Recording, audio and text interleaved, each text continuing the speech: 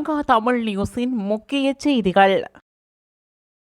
காத்தான்குடி கடலில் நேற்று சனிக்கிழமை மாலை நீராடிக் கொண்டிருந்த மாணவன் ஒருவன் கடலில் மூழ்கி காணாமல் போன நிலையில் இன்று சடலமாக மீட்கப்பட்டுள்ளார். காத்தான்குடி நதியா கடற்கரையில் 5 மாணவர்கள் நீராடிக் கொண்டிருந்த நிலையில் ஒரு மாணவன் கடலில் மூழ்கியுள்ளதுடன் ஏனைய 4 மாணவர்களும் தப்பியுள்ளனர். காத்தான்குடி ALS மாவட்ட முதலாம் குறுக்கு வீதியைச் சேர்ந்த 16 வயதுடைய முகமது ரமீஸ் முகமது சனாகி என்ற மாணவனே இவ்வாறு காணாமல் போயுள்ளார்.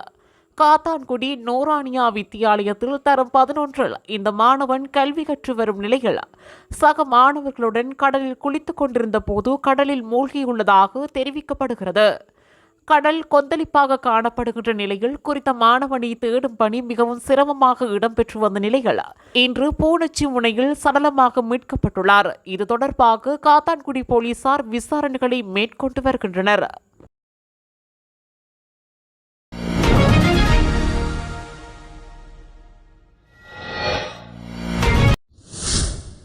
செய்திகளை உடனுக்குடன் அறிந்து கொள்ள நம்ம சேனலை மறக்காம சப்ஸ்கிரைப் பண்ணுங்க.